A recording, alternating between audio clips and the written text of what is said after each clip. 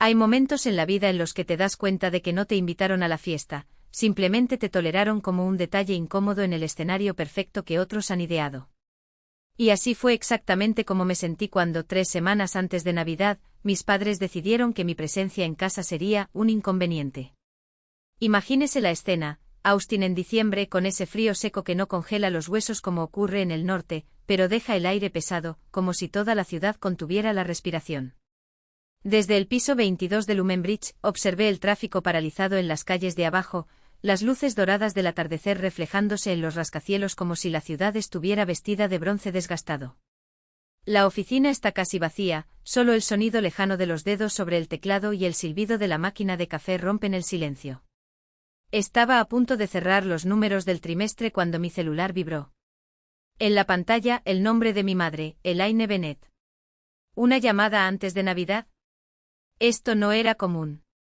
En los últimos años nuestros intercambios se limitaban a mensajes rápidos o, como mucho, a una llamada telefónica apresurada la víspera del 24 de diciembre, mientras ella corría entre la cocina y el salón, arreglando los últimos detalles para los invitados. Esta vez, sin embargo, su voz estaba llena de entusiasmo forzado, ese tono que utiliza cuando quiere transmitir noticias importantes sin que parezca una orden. Avery, cariño, este año vamos a tener una Navidad diferente. Nos acompañarán los Carlyle, unos amigos de la parroquia. Nos encontraremos en Columbus como en los viejos tiempos. Me apoyé contra la ventana, mis dedos presionaron ligeramente el vidrio frío, mientras observaba a la multitud corriendo por las aceras de abajo. Por un momento sentí algo extraño en mi pecho, como si, después de años de ser empujado hasta el borde del cuadro, alguien finalmente hubiera extendido la mano y dicho: vuelve. Tu lugar sigue aquí. Yo organizaré todo, respondí manteniendo la voz firme, como si estuviera cerrando un trato.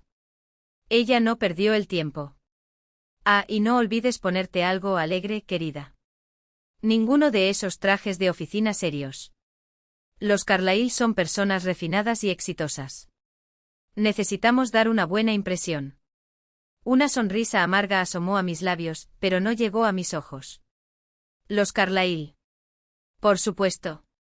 Durante más de un año, ese nombre ha dominado las conversaciones familiares, desde que mi hermana menor, Sabrina, reveló públicamente que tenía una relación con Ethan Carlyle, heredero de una de las dinastías legales más influyentes de Cleveland. Mi madre llenó Facebook con fotos de cenas sofisticadas en las que Ethan aparecía como el centro de atención. Cada publicación era una muestra sutil de su impecable futuro yerno, formación académica impecable, sonrisas calculadas, un currículum que enorgullecería a cualquier padre. Y nunca estuve en ninguna de esas fotos. 3 semanas antes de Navidad, y he aquí, ella me llamó llena de entusiasmo para recordarme el código de vestimenta, la importancia de dar una buena impresión a la familia del novio, de la unidad familiar.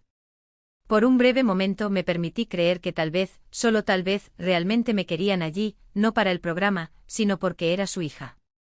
Pero la ilusión duró poco. Una semana después, con el billete de avión ya comprado y la maleta mentalmente preparada, volvió a sonar el teléfono. Esta vez fue mi padre. Michael Bennett rara vez me llamaba directamente, así que cuando su nombre apareció en la pantalla, pensé que era algo urgente. Su voz, sin embargo, salió áspera, sin el barniz afectuoso de mi madre. Avery. Creo que será mejor que no vengas este año. El silencio que siguió fue tan denso que casi podía oírlo por teléfono. ¿Cómo esto? Tu madre y yo hablamos, dijo sin rodeos. Estarán aquí los Carlyle, así como gente de la parroquia. Queremos que todo vaya bien. Eres muy independiente. Siempre hablando de trabajo, carrera. Cuando preguntan sobre la familia, sobre planes para el futuro, resulta incómodo. Sus palabras salieron mecánicamente como si estuviera leyendo un informe. Estoy pensando en ti, dijo como si eso lo justificara todo. Una risa seca subió por mi garganta, ahogándome. No se trataba de mí. Nunca lo fue. No me querían en casa porque estaba ocupada o porque el espacio era pequeño. Fue porque mi existencia, una hija soltera, de poco más de 30 años, dirigiendo una empresa de tecnología, viviendo una vida que nadie en la familia podía entender, empañaría la imagen impecable que querían retratar. Yo era la pieza que no encajaba en el perfecto rompecabezas navideño de los Bennett. Miré la pantalla del ordenador, donde todavía estaba abierta la confirmación del vuelo. Todo lo que hizo falta fue un clic para cancelar. Al otro lado de la línea, mi padre seguía hablando de reputación, de cómo Sabrina y Ethan eran una pareja perfecta, de cómo la gente juzgaría a la hija mayor de la familia Bennett. Su voz se convirtió en un zumbido distante hasta que solo una verdad cruel hizo eco en mi mente: no me están alejando por algo que hice. Me están alejando por algo que soy. Colgué. Cancelé el billete.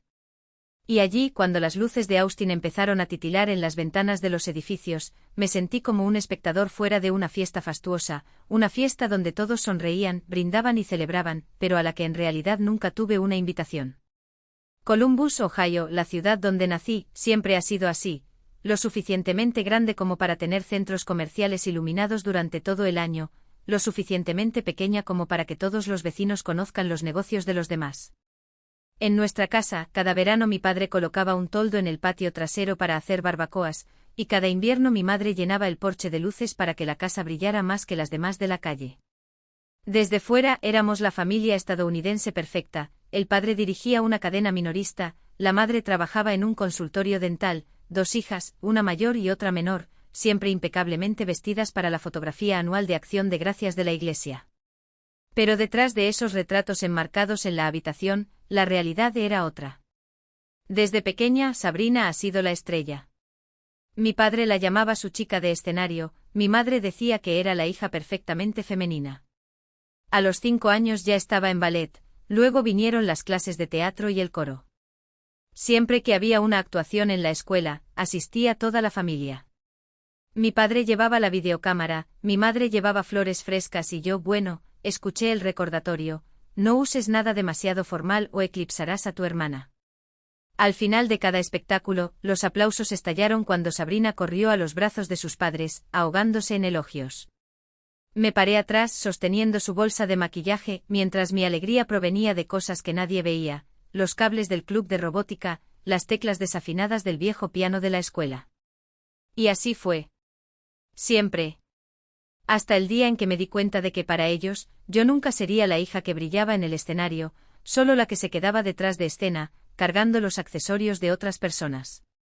Cada código, cada algoritmo, como si mi vida dependiera de esos números y líneas de comando. Porque, en cierto modo, dependía. No había red de seguridad, ni cheque de mis padres para cubrir el alquiler si algo salía mal. Solo yo, mi determinación y la fría certeza de que si no me movía, nadie lo haría por mí. Mientras Sabrina publicaba historias sobre cócteles en Malibú, yo estudiaba informes de mercado hasta que me ardían los ojos. Cuando recibió elogios por un vídeo viral de 5 minutos, cerré mi primer gran proyecto en el trabajo, un sistema de análisis de datos que redujo los costes de la empresa en un 20%. Nadie me felicitó con una cena ni compartió la noticia con orgullo en las redes. Pero por primera vez, mi nombre apareció en una firma de correo electrónico corporativo como Avery Carter, analista senior. Esa delgada línea de texto valió más que cualquier aplauso que haya recibido. Pasaron los años y lo que empezó como una estrecha oficina en un almacén se convirtió en una empresa con mi nombre en la puerta. Análisis de Carter. No fue suerte. Fue cada noche de insomnio, cada no lo que me hizo buscar un mejor sí, cada vez que elegí invertir en mí mismo cuando nadie más lo haría. Sabrina, a su vez, volvió a cambiar de carrera, ahora era una influencer del bienestar, en sus propias palabras. Por supuesto, mis padres financiaron el curso de coaching que ella abandonó 3 meses después. Y compré mi primera casa solo. Firmé la escritura con manos firmes mientras la voz de mi abuela susurraba en el fondo de mi memoria: la nieve siempre cae en el momento adecuado, Avery. Aunque tarde un poco. Hoy, cuando miro hacia atrás, no veo una infancia robada, veo una lección cruel pero necesaria. Me enseñaron sin querer que la única persona en la que podía confiar plenamente era yo mismo. Y fue esta soledad forzada la que me hizo implacable. No necesito ser el centro de atención para saber mi valor. Basta mirar las hojas de cálculo que he equilibrado, los equipos que dirijo, los clientes que confían en mi trabajo. Puede que mi hermana tuviera el escenario, pero yo construí mi propio teatro. A veces todavía recibo mensajes de mi mamá: Sabrina está pensando en iniciar un canal de YouTube sobre organización del armario. Tu papá y yo te ayudaremos con el equipo. Respondo con un emoji de corazón, guardo el teléfono y vuelvo a mi código. Porque aprendí que el amor para mí no es algo que se suplica, sino algo que se construye. Y mi imperio no estaba hecho de me gusta, sino de líneas de código que nadie más que yo entiende. Y está bien. Al fin y al cabo, la nieve siempre cae en el momento adecuado. Incluso si lleva tiempo. Incluso si nadie está mirando. Tal como lo predije, mi familia nunca lo supo. Y si alguna vez se enteraran, no sería por mi culpa. Porque el éxito que estaba construyendo no era para ellos. Fue por las manos callosas de la manicurista que lloró cuando nuestro sistema recuperó el 30% de los clientes que perdió por olvido. Fue para el dentista de Round Rock quien, por primera vez en 20 años, pudo predecir que pacientes cancelarían sus citas y actuó antes que lo hicieran. Fue para el dueño del taller de reparación de automóviles que a los 58 años, aprendió a utilizar un tablero y descubrió que su negocio valía 3 veces más de lo que imaginaba. Los números no mienten. En 5 años, Lumenbridge ha pasado de ser un código garabateado en servilletas de café a ser una plataforma utilizada por más de 12.000 pequeñas empresas en 17 estados. Nuestros algoritmos predicen el comportamiento con un 87% de precisión. Nuestros clientes aumentan su retención en un promedio de 42%. Y el año pasado cerramos una serie B de 30 millones, liderada por el mismo fondo de Dallas que años antes, había sido el único que había apostado por mí. Pero no fue la valoración de la empresa lo que me hizo detenerme en mitad de la acera, una calurosa tarde de octubre, con el móvil temblando en la mano. Era el aviso del New York Times, la silenciosa revolución del CRM, como una startup de Austin está cambiando el juego para las pequeñas empresas. El artículo citaba a Bennett, por supuesto. Habló de nuestro modelo de suscripción accesible, integración de voz e inteligencia artificial que habla el idioma de las calles, no el idioma de las salas de juntas. Y ahí, entre líneas, estaba la frase que me quemaba como ácido, fundada por un autodidacta que prefería resolver problemas reales antes que cursar carreras de élite. Sabrina publicó el enlace en el grupo familiar con un «wow, qué historia tan inspiradora». ¿Alguien conoce a este Bennett? Mi mamá respondió con un emoji de corazón. Mi padre con un impresionante. Debe ser hijo de uno de nuestros amigos de Stanford. Cerré los ojos y respiré profundamente. No fue ira. Ya ni siquiera fue una decepción. Era algo peor, la certeza absoluta de que aunque mañana me sentara en su mesa con un plato dorado, igual me pedirían que untara la mantequilla. Porque en el fondo siempre seré la hija que eligió el camino equivocado. El que cambió cenas de gala por noches de insomnio. El que prefirió construir algo desde cero antes que heredar un nombre. ¿Y lo sabes? Todo está bien. Porque mientras ellos brindaban con champán en Columbus, yo estaba en Austin, firmando el contrato de arrendamiento de una oficina de 3 pisos en el centro con un letrero de metal brillante en la entrada, Lumenbridge. Y por primera vez, cuando miré por la ventana y vi la ciudad palpitando debajo, no me sentí solo. Vi las caras de mis primeros clientes, los trabajadores que me enviaban correos electrónicos a las 2 de la madrugada agradeciéndome por salvar su negocio. Vi al equipo que creció conmigo, que sabía que mi café era negro y sin azúcar y que nunca me llamó por el nombre que figuraba en mi certificado de nacimiento. La nieve cae cuando menos lo esperas. A veces al principio ni siquiera parece nieve, es solo sudor, código, rechazos y la enfermiza terquedad de alguien que se niega a ser olvidado. Pero cuando miras atrás, te das cuenta de que estuviste construyendo un invierno entero. Y que al final, el frío no era su enemigo. Era solo el precio de algo que nadie podía quitarte. Cerré la computadora portátil, tomé las llaves de mi Jeep, lo compré directamente, gracias, y salí al sol de Austin. Me habían invitado a hablar en SXSW el mes siguiente. ¿El tema? Cómo el rechazo construyó un imperio. Sonreí cuando pensé en el título. Porque en el fondo, no iba a hablar de negocios. Iba a hablar de cómo se vuelve irrompible. Nadie hizo la conexión. Mi madre seguía publicando fotos de Sabrina en fiestas en Los Ángeles y todavía la llamaba el orgullo de la familia. Mi padre se jactaba ante los vecinos del prestigioso novio de Sabrina, educado en Carlisle. Ningún periódico mencionó mi nombre en los artículos, porque nadie relacionó al elegante y sonriente Bennett con Avery Bennett, la hija mayor que supuestamente estaba trabajando en algún trabajo corriente en alguna parte. Sabrina, a quien nunca le había importado mucho la tecnología, tenía aún menos motivos para sospechar que la empresa que aparecía en Forbes o el Austin Chronicle había sido fundada por su hermana. Nuestros mundos existían como vías paralelas que nunca se cruzaban. Estaban ocupados pintando a Sabrina como la hija perfecta, mientras yo construía un imperio a partir de noches de insomnio y tazas de café baratas.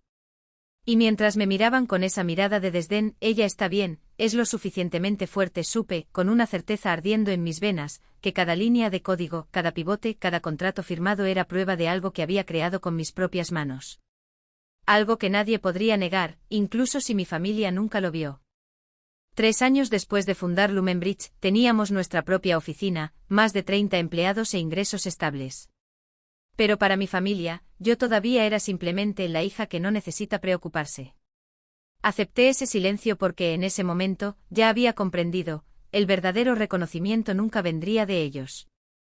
Tuvo que venir de mí y de las personas que confiaron sus carreras al mismo barco llamado Lumenbridge. Después de esa llamada telefónica navideña de mi padre, lenta y brutal como un cuchillo sin filo, no lo suficientemente afilada como para cortar de una vez, pero lo suficientemente pesada como para dejar marcas en cada día siguiente, me sentí como si estuviera sentada en mi pequeño apartamento de Austin, con mi computadora portátil abierta en la bandeja de entrada y su pálida luz bañándome la cara. Mi bandeja de entrada está llena de correos electrónicos de clientes sobre interrupciones durante las vacaciones, una cadena de salones de belleza informando cortes en la base de datos, un consultorio dental quejándose de un sistema de recordatorio por SMS obstruido. En lugar de pensar en las luces navideñas o en el olor a pavó asado, estaba enterrado entre troncos y boletos rojos parpadeantes.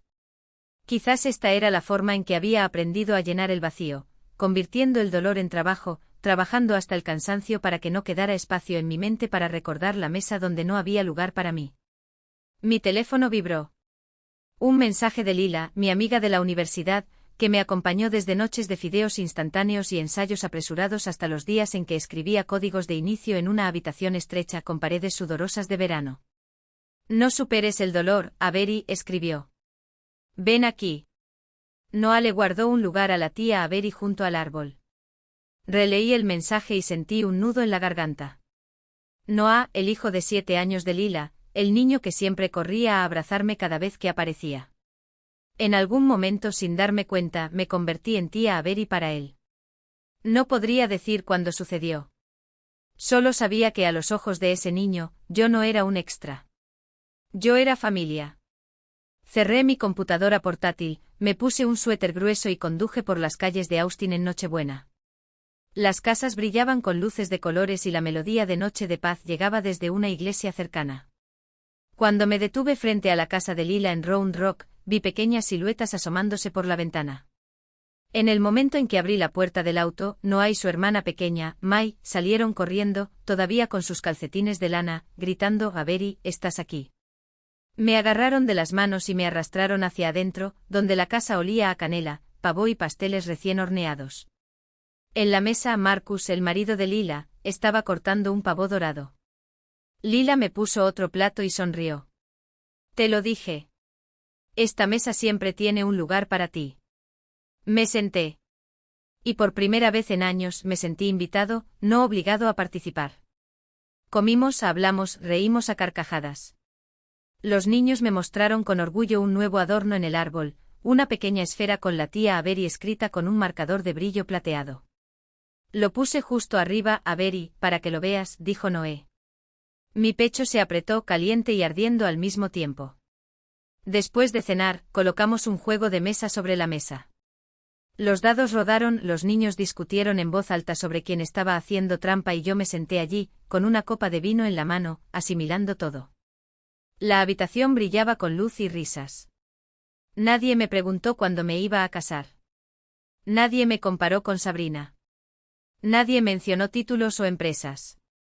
Simplemente me llamaron por mi nombre, me reservaron un asiento en la mesa y me trataron como a alguien que pertenecía allí. Cuando el reloj se acercaba a la medianoche, salí al porche. El aire de Austin era cortante y el viento seco mecía las ramas desnudas de los árboles. De mi bolsillo saqué una vieja bola de nieve, el regalo que mi abuela una vez me había puesto en la mano. Lo sacudí suavemente y observé los copos blancos arremolinándose dentro del vidrio, cayendo sobre la casita encapsulada. En ese momento me susurré a mí mismo, no más. No más pedir valor. No más esperas afuera de la puerta. A partir de ahora elegiría mi propia mesa. A la vuelta pasé por el centro. A lo lejos ardía el gigantesco árbol Zilker, con miles de luces uniendo un cono brillante.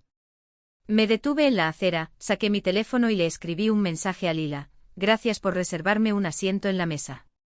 Este asiento me ha salvado más de lo que imaginas.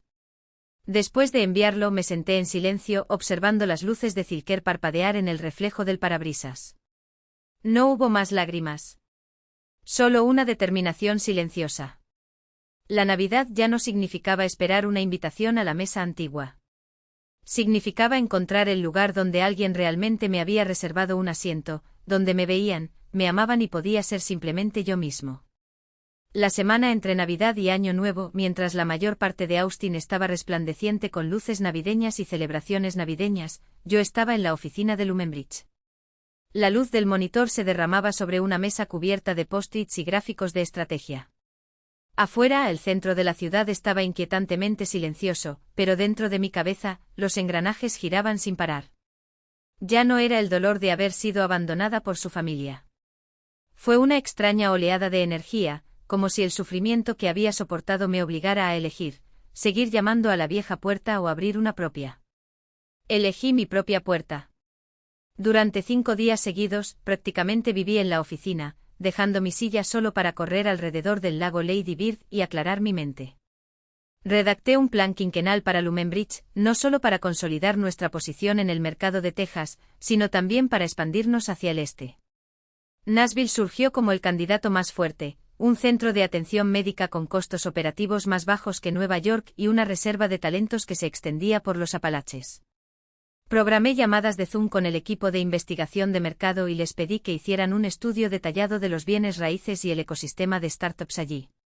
Cada tema de ese plan era como una nueva puntada en la costura, cerrando la herida que había dejado la Navidad.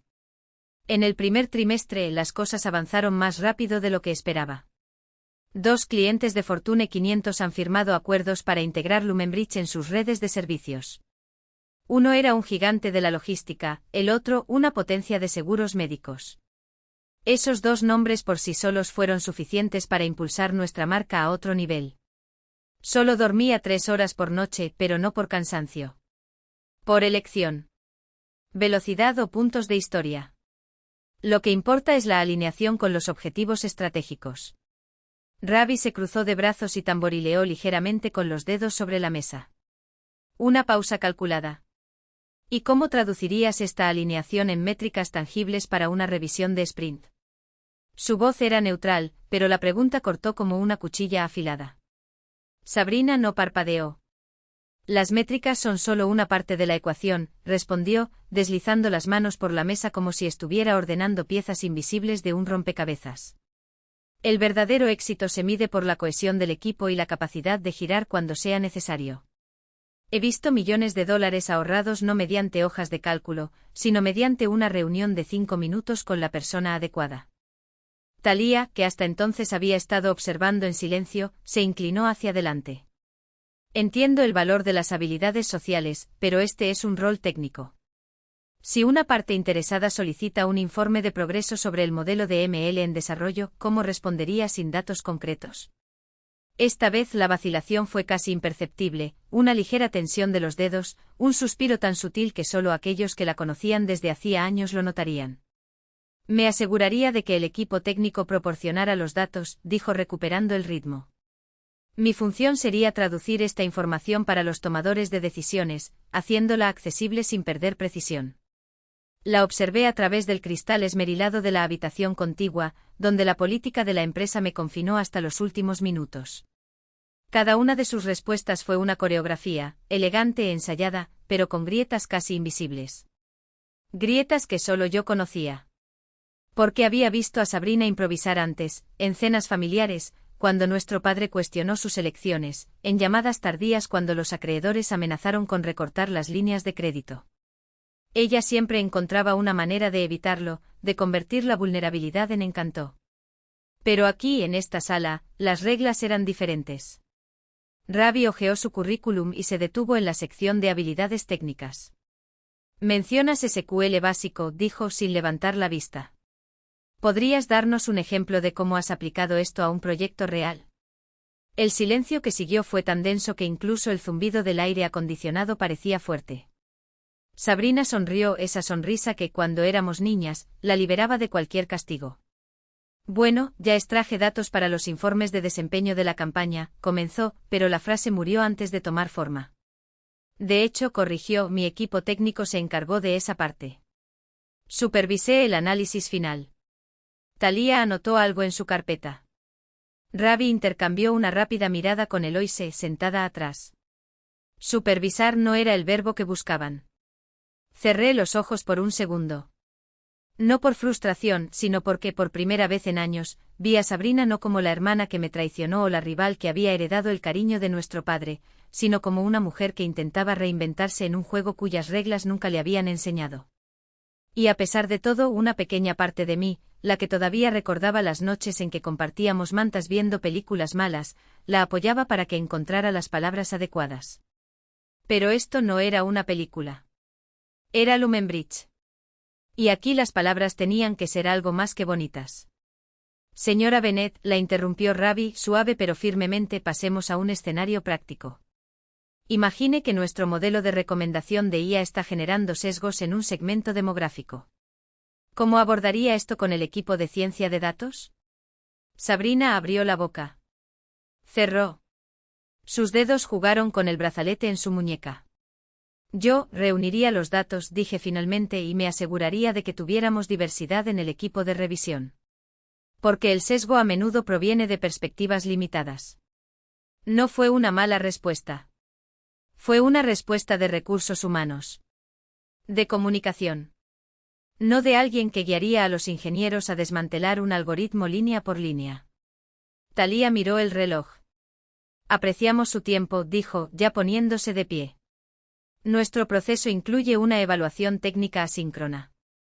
Recibirás instrucciones por correo electrónico. Sabrina asintió, pero sus ojos, esos ojos idénticos a los de nuestra madre, brillaron con algo que no era derrota. Fue un desafío. ¿Puedo preguntar cuándo recibiré los resultados?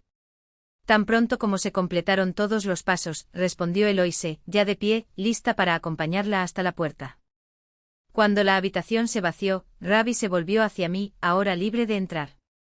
Tú decides, Avery, dijo cruzándose de brazos. Técnicamente no cumple con los requisitos. Pero hay algo, una resiliencia que no se puede enseñar. Me acerqué a la mesa, pasando mis dedos por las notas que quedaron atrás. La resiliencia no compensa la falta de competencia, respondí, más para mí que para ellos. Pero sigamos el proceso. Si pasa la evaluación técnica, tráela de regreso. Si no. No hay un si no, agregó Thalía recogiendo sus papeles. Usted sabe tan bien como yo que este trabajo requiere de alguien que hable el lenguaje de los datos. No el idioma de la gente. Asentí. Así está decidido. Miré por la ventana, donde el cielo de Austin ya brillaba de color naranja y violeta. Enviar la evaluación. Y que gane el mejor candidato. Cuando salí de la habitación, el pasillo estaba vacío excepto por el eco de mis propios pasos. En mi bolsillo, mi teléfono vibró. Un mensaje de Sabrina, enviado hace 2 minutos. Sabes, Avery, creo que finalmente creaste algo que ni siquiera papá pudo comprar. Sonrisa. No por el tono de victoria de la frase, sino porque, por una vez, tenía razón. Y esa era la única respuesta que importaba. Palma contra la mesa, el sonido resonó como un disparo en el tenso silencio. Su rostro, alguna vez marcado por una autoridad incuestionable, ahora revelaba algo más primitivo, la ira de un hombre acostumbrado a doblegar el mundo a su voluntad. Estás arrojando a tu propia hermana contra la pared, escupió, agarrando con los dedos los bordes de la mesa hasta que los nudos blanquearon. Por orgullo. Por terquedad. No retrocedí. No parpadeé. Porque ya me había enfrentado a esa mirada antes, en cenas familiares cuando me atreví a cuestionar sus negocios, en reuniones de la junta directiva cuando me negué a extender cheques en blanco a sus aliados, en ocasiones cuando me llamó ingrata por no seguir el guión que había escrito para mí. No es orgullo, padre. Mi voz era tranquila, pero cada sílaba llevaba el peso de años de silencios tragados. Es integridad. El mismo que me exigiste cuando me hiciste firmar mi primer contrato a los 16 años. El mismo que usaste para construir tu imperio. Hice una pausa, dejé que el aire ardiese entre nosotros. ¿O las reglas solo se aplican cuando les conviene? Elaine dejó escapar un suspiro teatral, como si ella fuera la víctima en esa habitación. Sus dedos jugaron con su collar de perlas, el mismo collar que llevaba en cada fotografía oficial de la empresa, como un símbolo de perfección manufacturada. Avery, cariño, estás siendo cruel. Su voz era melosa, pero sus ojos eran duros como el acero. Sabrina es tu hermana. No puedes simplemente descartarla así. ¿Descartar? Repetí casi riendo. Te ofrecí un camino. Un camino justo. Lo mismo que haría cualquier otro empleado. Me volví hacia Sabrina, quien ahora miraba al suelo, con los hombros encorvados como si cargara con el peso de todas las expectativas que nunca podría cumplir. Tienes talento, Bri. Pero talento en marketing, en relaciones públicas, en contar historias. Señalé la pantalla, donde el título de gerente senior de programas todavía brillaba en letras frías. Esto de aquí. Esto es ingeniería. Estos son datos. Esto es responsabilidad. Y si te lo doy sin que estés preparado, no estoy ayudando, estoy saboteando. Mi padre abrió la boca para replicar, pero Eloise se inclinó hacia adelante, rompiendo la tensión con una voz tranquila pero firme. Señor Bennett, con todo respeto, miró los documentos abiertos sobre la mesa, donde estaban grabadas las notas de la entrevista de Sabrina, firmadas por 3 miembros del comité. Avery no se limitó a seguir el proceso. Ella lo creó. Y si hacemos una excepción ahora, le faltaremos el respeto a todos los empleados que hayan pasado por estos mismos pasos. Sus ojos se encontraron con los míos por un segundo, una señal silenciosa de apoyo.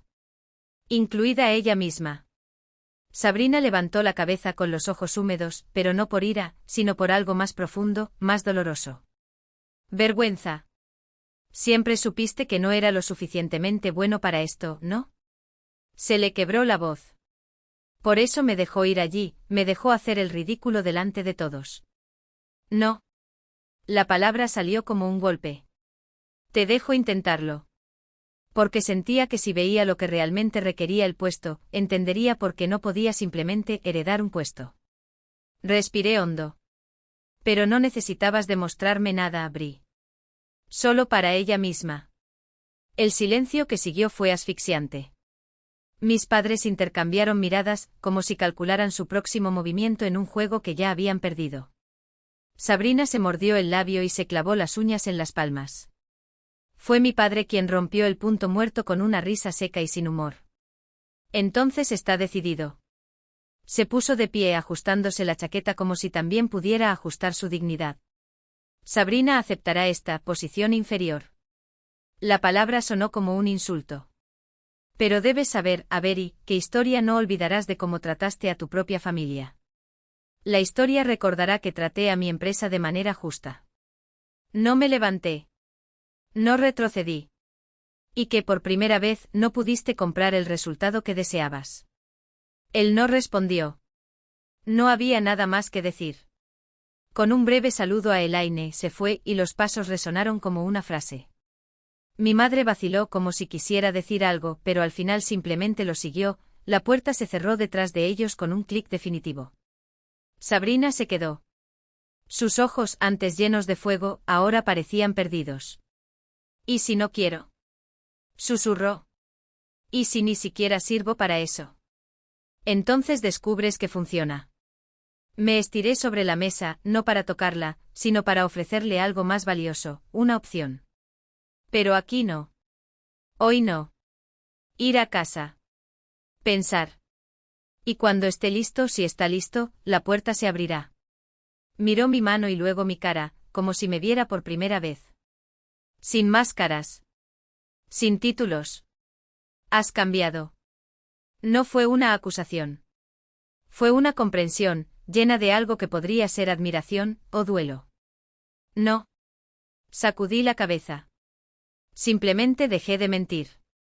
Sabrina recogió su bolso y tardó un segundo más en darse la vuelta. Cuando la puerta se cerró detrás de ella, finalmente dejé que mi cuerpo se relajara contra la silla.